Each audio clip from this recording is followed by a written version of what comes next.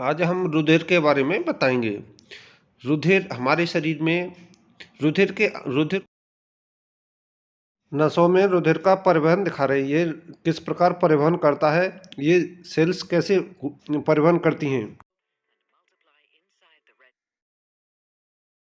हम बताते हैं शरीर में रुधिर किस प्रकार पर संचरण करता है, जो हम अपने मैप में दिखा रहे हैं। रुधिर वेन्सों में किस प्रकार घूमता है या परिवहन करता है, वो हम अपने मैप में दिखा रहे हैं। वो आप जान सकते हैं कि ब्लड किस तरह सर्कुलेशन करता है। जो ये जाल दिखा रहे हैं वेन्सों का, उसके माध्यम से हम देखो ये बता रहे हैं कि किस तरह परिवहन करता है ब्लड वेन्सों के अंदर। रुधिर को अन्य नामों से भी जाना जाता है, रक्त, ब्लड, खून। अन्य नामों से रक्त को जाना जाता है। और हमारे शरीर में परिसंचरण मतलब कैसे चलता है या बहता है, हमारे शरीर में रक्त कैसे बहता है और उस रक्त में कितने प्रकार का होता है। रक्त का टाइप्स ऑफ ब्लड, रक्त कितने प्रकार का होता है। रक्त में देखो हम मैप में दिखा रहे हैं, इसमें ये हमारा रक्त है, ये रक्त है। रक्त में प्रकार बताएं। प्लाज्मा होता है रक्त में, लाल रुधिर कणिकाएं होती हैं और श्वेत रुधिर कणिकाएं होती हैं और प्लेटलेट्स रुधिर कणिकाएं होती हैं। हम एक एक करके इनके बारे में बताएंगे। ये रक्त हम बताएं, ये क्लास 7, 8, 9, 10 सभी क्लासों में आता है और परीक्षाओं में इसमें से प्रश्न पूछे जाते हैं। तो आज हम इनके जो मेन इम्पोर्टेंट प्रश्न हैं उन्हें भी बताएंगे। जो मेन इम्पोर्टेंट प्रश्नोत्तरी है उन्हें भी क्रम से बताएंगे और एक एक करके हम रक्त के प्रकार भी बता रहे हैं। देखो, तो हमने जाना कि रक्त के दो भाग होते हैं, प्लाज्मा और रुधिर कणिकाएं। तो एक भाग प्लाज्मा होता है।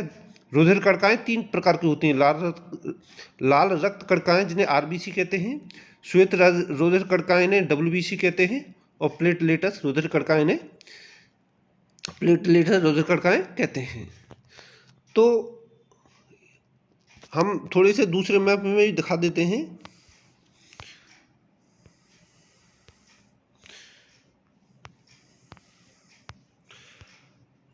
इनकी बनावट इस प्रकार की होती है। रुधिर कणिकाओं की बनावट इस प्रकार की होती है जो हम मैप में दिखा रहे हैं। ये आरबीसी ब्लड सेल्स होती हैं और ये वाइट ब्लड सेल्स होती हैं। श्वेत रुधिर कणिकाएं, जी लाल रुधिर कणिकाएं और प्लेटलेट्स रुधिर कणिकाएं। अब इनके जो कार्य हैं वो भी हम प्रश्नोत्तरी के माध्यम से बताएंगे। तो अब हम चलते हैं प्रश्नोत्तरी की तरफ।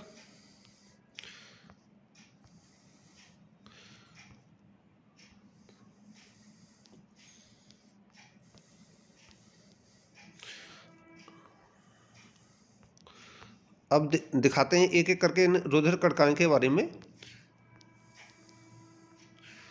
लाल रुधिर कणिकाएं, देखो जो रुधिर होता है, लाल रुधिर कणिकाएं के बारे में एक थोड़ा छोटा कर लें। लाल रक्त कोशिकाएं, यह कोशिकाएं गोलाकार की होती हैं। इनके केंद्रक नहीं पाया जाता है। यह ऑक्सीजन का वहन करता है। अब श्वेत रुधिर कणिकाएं के बारे में बताएं। श्वेत रक्त कोशिकाएं, यह अनियमित आकार का होता है। हमने अभी मैप में दिखाए, उनके कई प्रकार थे। इनमें केंद्रक पाया जाता है। इनका कार्य शरीर में संक्रमण से रक्षा करना है। इन्हें शरीर का सिपाही भी कहते हैं। श्वेत रुधिर कणिकाओं को क्या कहते हैं? शरीर का सिपाही। ये हमारे रोगों से रक्षा करती हैं। जो अभी हमने ये इस पर बात कर रहे हैं। और अब आगे बताते हैं प्लेटलेट्स रुधिर कणिकाएं। प्लेटलेट्स रुधिर कणिकाएं, यह सूक्ष्म एवं रंगहीन पदार्थ होता है। यह रक्त को थक्का तथा रक्त वाहिनी को मरम्मत एवं संक्रमण से शरीर की रक्षा में सहायक होता है।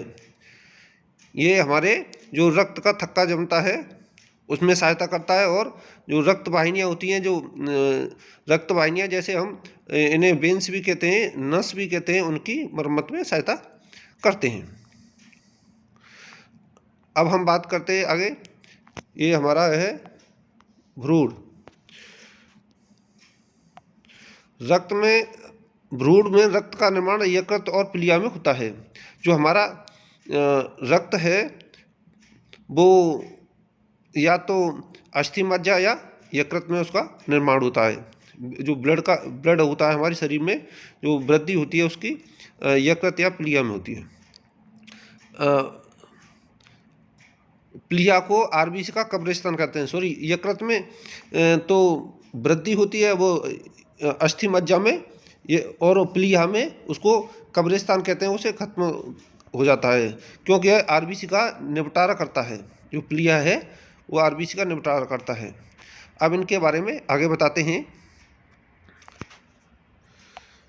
आरबीसी आरबीसी का जीवन काल 20 से 120 दिन का होता है। डब्ल्यूबीसी का जीवन काल 2 से 4 दिन होता है।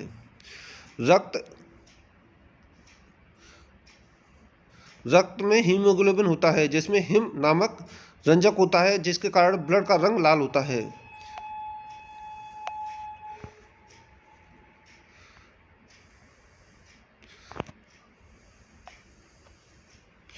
ग्लोबिन लोहा युक्त प्रोटीन है जो ऑक्सीजन और कार्बन डाइऑक्साइड के संयोग से करने की क्षमता रखता है।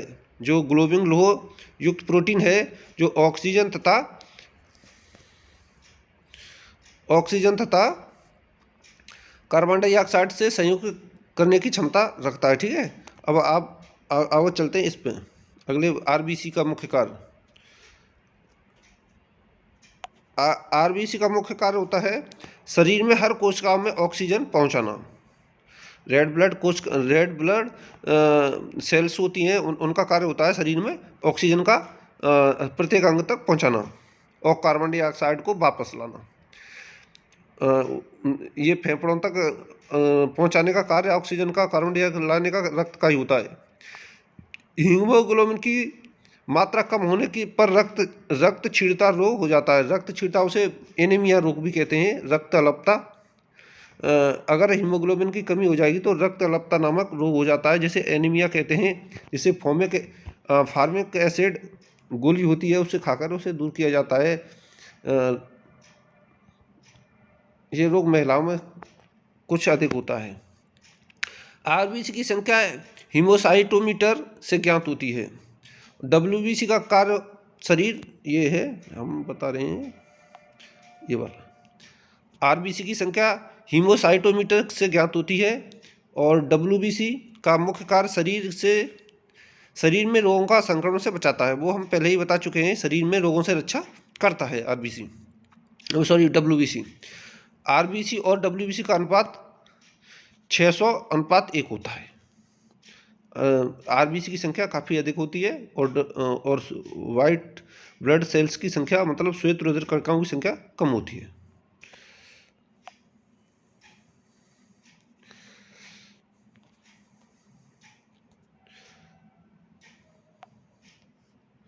रक्त को थक्का बनाने वाली प्रोटीन फाइब्रोब्रिनोजन है। रक्त समूहों की कहोगे 1900 लैंडस्टीनर के। अच्छा, इसमें बारे में बताएं। जो हमारा रक्त समूह है ये वाला,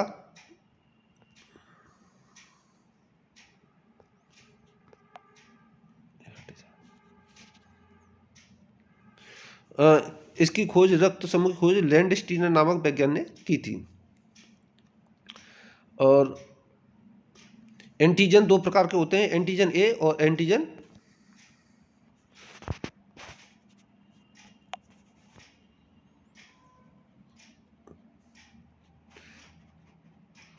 रुधिर ओ में कोई एंटीजन नहीं पाया जाता है। यह ग्रुप रुधिर ओ में कोई एंटीजन नहीं पाया जाता है। अब बात करते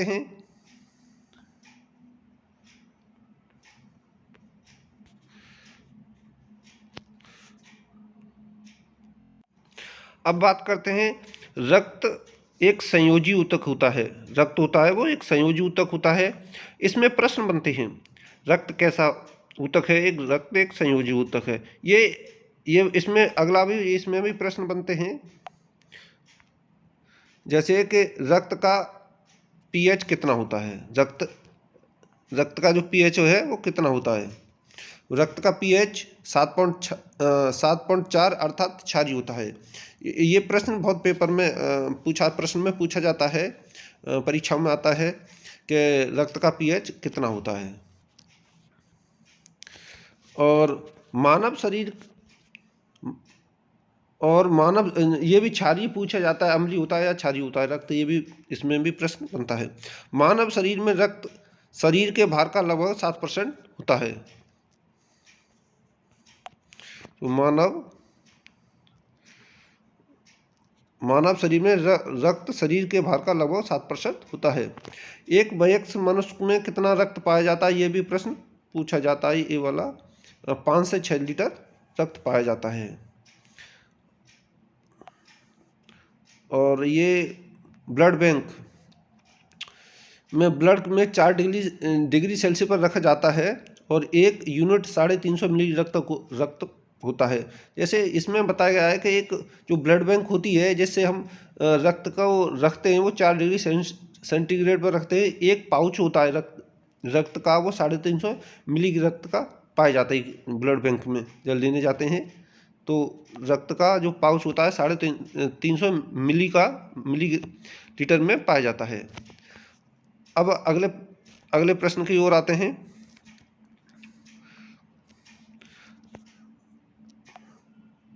जो रक्त का निर्माण होता है वो अस्थिमज्जा में होता है। रक्त का निर्माण अस्थिमज्जा में होता है, वो हमने अभी बताया। अस्थिमज्जा में रक्त का निर्माण होता है।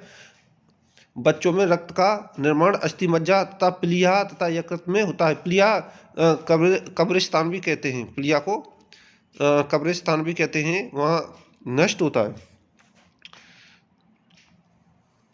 और इसमें ये प्रश्न भी अधिक पूछा जाता है, ये वाला है, रक्त का शुद्धिकरण। रक्त कहाँ शुद्ध होता है? वो फिर क्या कहते हैं, वृक्क में होता है। वो वृक्क में होता है, इसे किडनी में कहते हैं। रक्त को हम जो ये रक्त है वो किडनी में जाके शुद्ध होता है, वृक्क में जाके शुद्ध होता है। और जो शुद्धिकरण की प्रक्रिया होती है उसे डायलिसिस कहते हैं। ये भी बहुत पूछा जाता है, जो प्रश्न बनते हैं। इसे जो मैं आज बता रहा हूँ, ये प्रश्न उत्तरी में से मैंने प्रश्न बता के जो मेन इम्पोर्टेंट तथ्य हैं, उन तथ्यों को मैं बता रहा हूँ। इसमें से ही प्रश्न अधिकतर ब्लड में बनते हैं। ये पूछिए, रक्त की शुद्धिकरण की प्रक्रिया क्या कहलाती है? तो ये डायलिसिस कहलाती है। ये है, ये वाली डायलिसिस कहलाती है प्रक्रिया। और रक्त में 2 प्रकार होते हैं, अभी हमने बताया, प्लाज्मा और इथे जो मैप में बताया था। प्लाज्मा रक्त का लिक्विड पार्ट होता है, जो कुछ रक्त का 55% होता है। 100% में थे जो प्लाज्मा का जो भाग होता है, ये प्लाज्मा है, इसका भाग 55% होता है। 45% रक्त तीनों रुधिर कणिकाएं में पाई जाती हैं। और जो प्लाज्मा होता है वो 3 प्रकार के प्रोटीन में पाए जाते हैं। प्लाज्मा में 3 प्रकार के प्रोटीन पाए जाते हैं।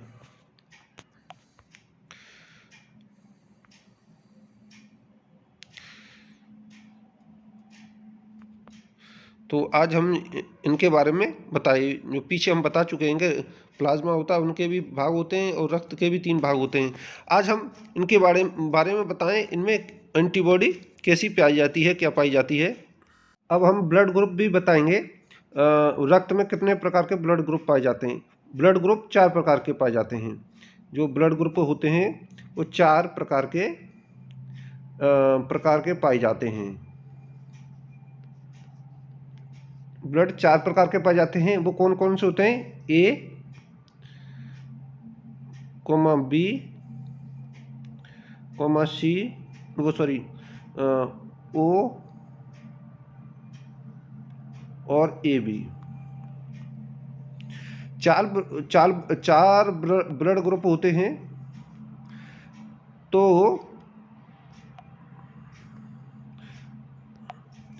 ब्लड ग्रुप 4 पाए जाते हैं। जो ब्लड ग्रुप होता है ए वाले रक्त को ही ए और ए बी वाले को रक्त दे सकता है, बी और ए बी वाले को रक्त दे सकता है, जबकि ओ सर्वदाता होता है। हम बता दें, जो ओ होता है वो सर्वदाता कहलाता है और ए बी कहलाता है सर्वग्राही कहलाता है। यही ज़्यादा पूछे जाते हैं दोनों। सर्वदाता ब्लड ग्रुप कौन सा होता है और सर्वग्राही कौन सा होता है। सर्वग्राही मतलब सभी को ग्रहण करने वाला। ये ब्लड ग्रुप किसी भी ग्रुप से रक्त ले सकता है और उस सभी को दे सकता है। जो ओ वर्ग होता है, ओ ग्रुप होता है, वो सभी को रक्त दे सकता है।